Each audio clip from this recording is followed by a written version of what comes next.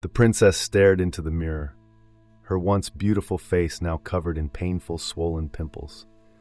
Alone in her room, she wondered if anyone could ever love someone like her. Once upon a time, in Ikere village, where the river Ere twisted its way through green farms and forests, there lived a princess named Omalicha. Her name, meaning the beautiful one, was given to her in hopes that she would grow into a woman as lovely as her mother, Queen Ifunanya. And indeed, when she was born, Omalicha was the pride of the kingdom. With skin like polished ebony, eyes that sparkled like the stars, and a smile that could melt the coldest of hearts, she was every bit the representation of her name. As a child, Omalicha was adored by all and was the joy of her father, King Odion. The villagers would gather at the palace gates just to catch a glimpse of her as she played in the royal gardens with her cousin, Amara. Omalicha's laughter was like the sound of 1,000 gongs, and her joy was contagious.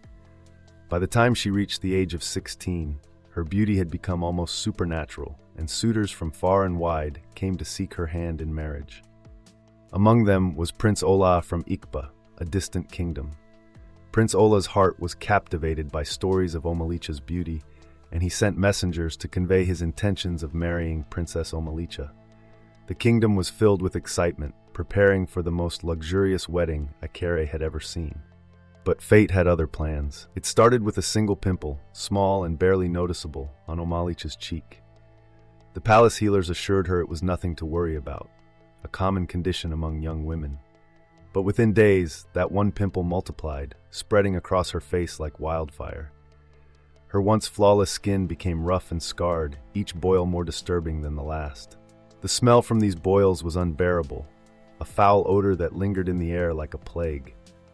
The once bustling palace grew quiet as no one dared to come near her, and Prince Ola quietly canceled the engagement and wedding plans. King Odion summoned the best healers from neighboring kingdoms, but none could cure her oozing pimples. Some said it was a disease, others claimed it was witchcraft. Her condition rapidly worsened, and the once beautiful princess became a shadow of her former self. No one could explain the transformation, and those who had once adored her started withdrawing. Even her cousin and the maids, who had cared for her since birth, kept their distance. The suitors who had once vied for her attention disappeared, their promises of love and devotion forgotten. Omalicha, once the light of Ikere, became a prisoner in her own body. She spent her days alone, hidden away in her room. Even the king, who had once loved his daughter above all else, could not bring himself to look at her. The kingdom's elders advised King Odion to find another suitor, hoping that the joy of marriage might transform Princess Omalicha into her old self. Soon, news of Omalicha's sickness spread to a neighboring kingdom ruled by a wealthy prince named Femi. The prince had heard tales of Omalicha's beauty and was intrigued despite the rumors. The king, desperate to see his daughter wed, eagerly arranged a meeting between them. The day he arrived, the palace was filled with hopeful excitement. Omalicha, dressed in her finest attire, waited with uncertainty to meet her future husband. But when the prince finally laid eyes on her, his expression turned from anticipation to horror. He stared at her pimpled face, unable to hide his disgust. The once beautiful princess now stood before him with skin marred by boils and scars, her face barely recognizable. Unable to hide his disgust, Prince Femi laughed and said, "How can I marry someone so ugly? This marriage is a joke." With those harsh words, he canceled the wedding and stormed out of the palace, leaving Omalicha feeling humiliated and heartbroken. The rejection pierced her heart like a dagger, and for the first time, she truly felt the weight of her condition. The laughter of the prince echoed in her mind, taunting her even in her dreams. She no longer saw herself as a princess, but as a freak, unworthy of love or friendship. The rejection from Prince Femi shattered what little self-worth Omalicha had left.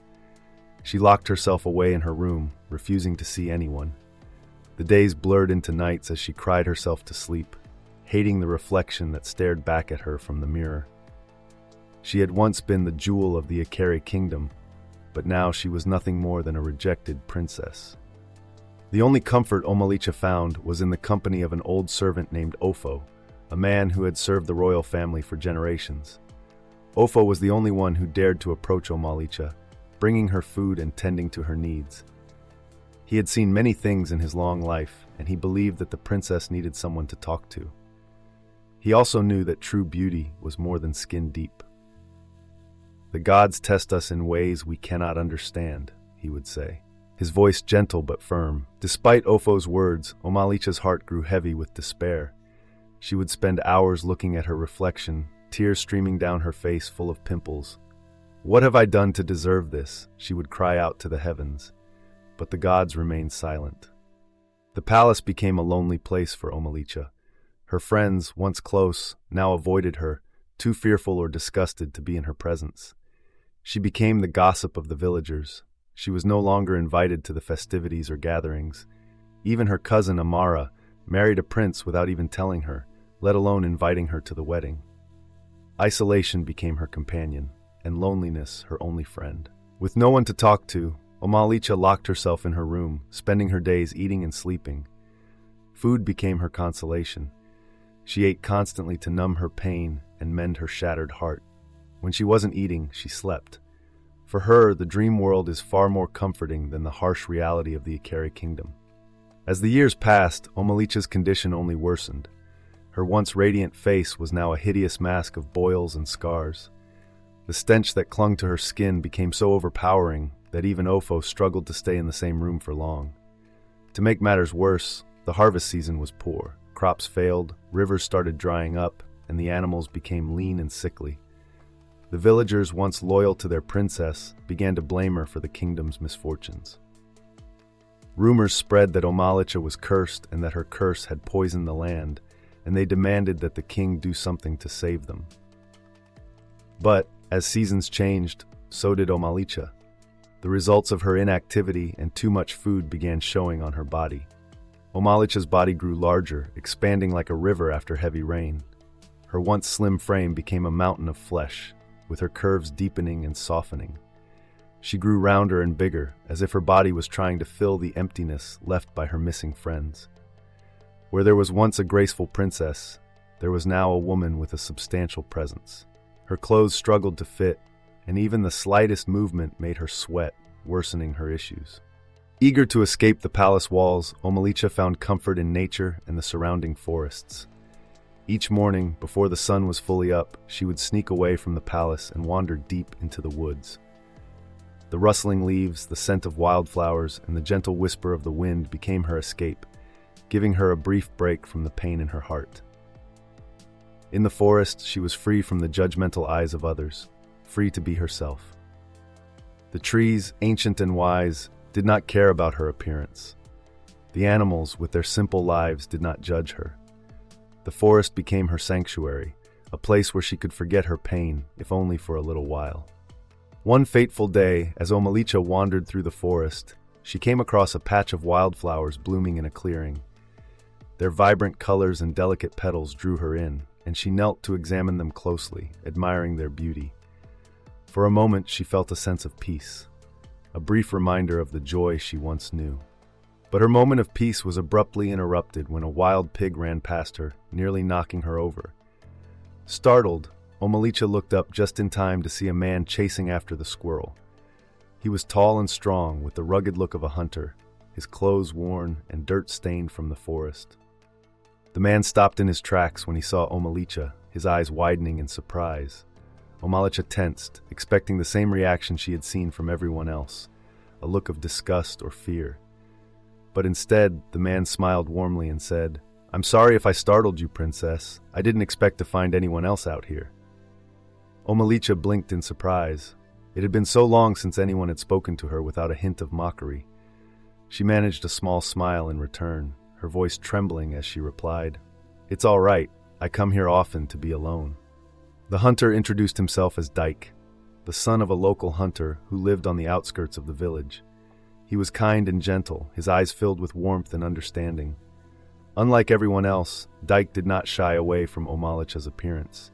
He saw the sadness in her eyes, the pain she tried so hard to hide, and he felt a deep compassion for her. Over the next few weeks, Omalicha and Dyke began to meet regularly in the forest. At first, their conversations were brief and polite, but as time passed, they grew closer, finding comfort in each other's company. Dyke would tell her stories of his adventures in the forest, of the animals he tracked, and the secrets of the woods. Omalicha, in turn, would share her own stories, tales of her childhood before her unfortunate transformation, and the dreams she once had. The princess found herself looking forward to their meetings, to the way he made her laugh, to the way he listened without judgment. In him, she found a friend, something she thought she had lost forever. Their friendship grew into something deeper. Dyke would bring the princess roasted bush meat, carefully prepared and seasoned with herbs he had gathered from the forest. They would sit together beneath the shade of the trees, sharing meals and laughter, their bond growing stronger with each passing day. For the first time in years, Omalicha felt a hint of happiness, a warmth that began to melt the ice around her heart. As their relationship grew stronger, they encountered even more challenges. Dyke was a hunter's son of humble birth, while Omalicha was a princess. Their love was forbidden, a union that could never be accepted by the kingdom. And yet, they could not help themselves. They met in secret, stealing moments of joy in a world that had turned its back on them. Dyke, despite knowing the risks, was determined to marry Omalicha. He saw beyond her disturbing appearance, loving her for the kind and gentle soul she was. "I don't care about your pimples and size, Omalicha," he told her one day as they sat together by a stream. "To me, you are the most beautiful woman in the world. I want to spend my life with you, and I don't care what the others think." His voice was firm, his eyes filled with sincerity. For the first time, Omalicha felt seen, not as the pimpled princess, but as herself. Dyke's words touched her deeply, bringing tears to her eyes. She had spent so long believing she was unworthy of love that her condition had made her less of a person. But in Dyke's eyes, she was enough. Yet as much as Omalicha wanted to accept his love, the fear of rejection and ridicule from the villagers weighed her down. She had already endured so much pain and isolation. The thought of dragging Dyke into that darkness frightened her. "How can we be together?" she asked, her voice breaking. "My father would never agree. The people will never accept us. They'll say I've cursed you too, that you'll suffer because of me." Dyke shook his head, taking her hands in his. "I don't care about the people, Omalicha. Let them say what they will. We can leave this place, go far away where no one knows us. We can start a new life together, free from the burden of this pain and suffering." The idea of escaping, of leaving behind the palace, the whispers and the scorn, was tempting. Omalicha imagined a life where she could be herself, where she could love and be loved without fear. But as much as she wanted to run away, she couldn't. Her loyalty to her father and her duty as a princess held her back. "I can't just abandon my people, Dyke. My father, he's done so much for me. I can't leave him in his old age. It's my responsibility to stay, no matter how much it hurts." Dyke's expression darkened with frustration, but he understood. He knew that asking Omalicha to leave was selfish, but he also knew that staying would only cause her more pain. With compassion in his eyes, Dyke turned to her. "Then let's fight this disease together," he said. "There must be a way to cure it. I won't give up on you, Omalicha. I promise you that." The hope in Dyke's words rekindled a fire in Omalicha's heart. She had spent so long accepting her fate, believing there was no escape, that she had forgotten the strength she once possessed. With Dyke by her side, she dared to hope again. "All right," she said softly, a small smile playing on her lips. "Let's fight this disease together." From that day forward, Omalicha and Dyke began their search for a way to cure the oozing pimples. They consulted with wise elders, visited distant villages, and sought out powerful medicine men and women, hoping to find a cure. But every effort ended in disappointment. The pimples seemed incurable, a force beyond their understanding. The king soon learned about their unconventional relationship and promptly issued a stern warning to Dyke, forbidding any further meetings between them. Despite the warnings and setbacks, Dyke never gave up. His unrelenting love and support gave Omalicha the strength to keep going, even when all seemed lost. As the months turned into years, the pressure from the kingdom grew. The people demanded that the king find a suitable husband for Princess Omalicha, fearing that if she remained unmarried, she would bring misfortune to the entire kingdom. The king, torn between his duty and his love for his daughter, decided to act. To prevent his daughter's romance with Dyke, and to pacify the grumbling villagers who were looking for ways to get rid of the princess, King Odeon started planning to marry Omalicha off to an old and sick king in a faraway kingdom. The thought of being forced into a loveless marriage filled Omalicha with dread, but she knew that resisting would only bring more suffering to her people. The burden of her responsibilities weighed heavily on her, threatening to crush her spirit. One night, as Omalicha sat alone in her room, staring out at the moonlit forest, she heard the soft whistling sound that she and Dyke used to secretly call each other. When she tiptoed toward the sound, Dyke was standing there with a sad expression. "I've heard the rumors," he said quietly. "They're planning to marry you off to another prince, aren't they?" Omalicha nodded, her heart heavy with sorrow. "Yes, it seems that's the only way to save the kingdom." Dyke's jaw clenched in anger, but he kept his voice calm. "And what about your happiness, Omalicha? What about the life we dreamed of together?" Tears welled up in Omalicha's eyes as she shook her head. "I don't have a choice, Dyke. My duty to my people comes first." Dyke took her hands in his grip firm but gentle. "There's always a choice, Omalicha. We can still leave, start a new life where no one can control us. But you have to trust me." Omalicha hesitated, torn between her love for Dyke and her duty to her kingdom.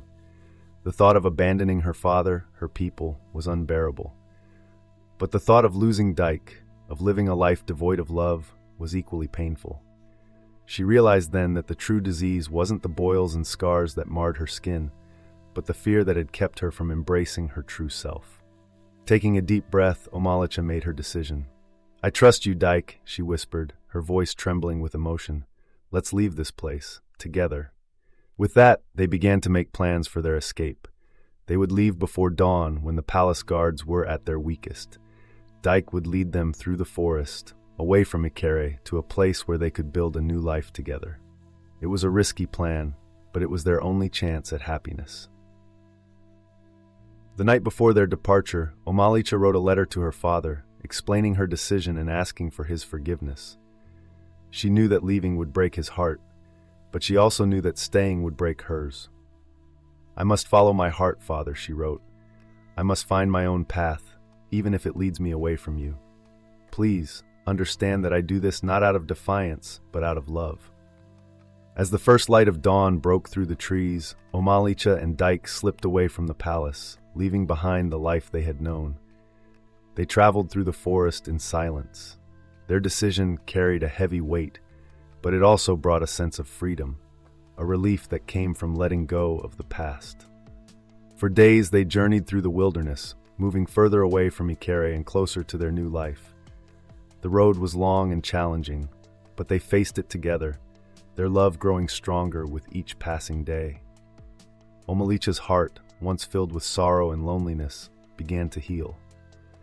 With Dyke by her side, she found the strength to embrace her true self, to accept the scars that marked her body as a testament to her resilience. But their journey was far from over. One evening, as they camped by a river, a figure appeared from the shadows. It was a woman, old and bent with age, her eyes gleaming with a wisdom that seemed to surpass time. She approached them with a slow, deliberate pace, her gaze fixed on Omalicha. "You are the cursed princess, are you not?" the old woman asked, her voice hoarse yet filled with a strange warmth. Omalicha tensed, instinctively moving closer to Dyke. She knew that her story had reached several villages. "I am," she replied cautiously. "And who are you?" The woman smiled, revealing teeth worn out with age. "I am Neka, the witch of the mountains. I've been watching you, child, and I know the pain you carry. But I also know that your curse can be broken." Omalicha's heart leaped with hope, but she was confused. Throughout her life, she never agreed with the rumors of her disease being a curse, especially as none of the native doctors his father brought had been able to heal her. "A curse? How?" Neka's eyes gleamed with a mysterious light as she spoke. "The curse was placed upon you by the sorcerer Mbeke. Her powers are weakest at this period. You must go to her and face her, only then would you be free." Mbeke was a feared and powerful figure known for her dark magic and cunning mind. Early the next day, Omalicha and Dyke made their way to her compound. When they confronted her, the sorcerer did not deny her involvement. Instead, she revealed the truth with a twisted smile. Yes, it was I who cursed you, Mugbeke admitted, her voice filled with hatefulness. But I was not the mastermind. Your beloved cousin, Princess Amara, came to me, begging for a spell that would rob you of your beauty. She could not bear to see you happy, could not stand the thought of you having everything she desired, so she plotted your downfall, and I simply provided the means. Omalicha's heart shattered as the full weight of the betrayal sank in. Her own flesh and blood had conspired against her, destroying her life out of jealousy and spite. But as much as she wanted to hate Amara, to curse her in return, Omalicha knew that such darkness would only consume her soul. With a heavy heart, Omalicha forgave Mugbeke, knowing that only by letting go of her hatred could she hope to break the curse. As she spoke words of forgiveness, a bright light surrounded her, and the curse that had haunted her for so long began to lift. Her skin, once disfigured by boils and scars, became smooth and clear. The nasty stench that had clung to her body vanished, replaced by the sweet scent of flowers. But as the light vanished, Omalicha knew that while her outer beauty had been restored, the scars on her heart would never fully heal. As the curse was lifted from Princess Omalicha, restoring her beauty and bringing her peace, the truth of her suffering spread throughout the kingdom. The revelation of her cousin's betrayal and Mugbeke's dark sorcery angered the people. King Odion, devastated by the pain inflicted upon his daughter, summoned both the cousin and Mugbeke to face judgment. Now, before the king, cousin Amara couldn't hide her resentment. Since we were children, she confessed, her voice trembling with pent-up resentment, everyone flocked to Omalicha like she was the sun, and I was nothing but a forgotten shadow. They would come from all over just to see her dance and laugh while I stood ignored, like nobody in the background. Tears streamed down Amara's face as she continued. When suitors came, they only had eyes for Omalicha. The whole kingdom buzzed with excitement for her wedding to Prince Ola, while I was invisible, like a ghost lingering on the edges of a celebration I could never be part of. Amara clenched her fists tightly. Am I not of royal blood too? It wasn't fair. Amara's voice rose, filled with pain and jealousy. I had to do something, anything. Don't you see? I was disappearing. I had no choice but to dim her light so that mine could finally shine. King Odion, weary from the responsibilities of his crown, looked at Amara with tired eyes. When he finally spoke, his voice was calm and deliberate. Amara, you speak of fairness, yet your actions stink of betrayal. A true royal does not dim the light of others to shine, but rises by their own merit. Your worth was never determined by Omalicha's light, but by the strength of your own character. Blowing out another's candle doesn't make yours shine brighter. In seeking to extinguish her flame, you have only cast yourself into a deeper shadow. May you learn that true royalty comes not from titles or attention, but from the nobility of one's heart and actions. Amara was stripped of her royal status and exiled to the farthest reaches of the kingdom. Mugbeke, the sorceress who had cast the curse, was not spared either. The king decreed that her powers be bound, rendering her unable to practice magic ever again. Banished to the depths of the forest, she was doomed to live in isolation, surrounded only by the echoes of the lives she had ruined. The once feared sorceress was now a powerless, forgotten figure. Her name was only whispered in cautionary tales. The king organized a feast to welcome Omalicha to the palace. He apologized to her for not being a better father and king. Omalicha forgave her father and was greeted with joy and celebration. But the happiness was bittersweet. The love of her life, Dyke, was still beyond her reach, and his marriage proposal was rejected by her father. Despite her restored beauty and now slender shape, Omalicha felt incomplete, knowing that the man who had seen her true worth could never be hers. But Dyke was not one to give up easily. With unrelenting determination, he continued to visit Omalicha in secret, their love stronger than ever. They knew that their time together was limited, but they cherished every stolen moment, every whispered word, every shared touch. Their love was a flame that burned brightly, even in the darkest of nights. In the end, it was this love that saved Omalicha. When King Odion saw how much they loved each other, he realized that no prince, no matter how noble, could ever love his daughter as much as Dyke did. With a heavy heart, the king relented, giving his blessing for the two to be married. Omalicha and Dyke's wedding was a simple affair. held in the heart of the forest where their love had first blossomed.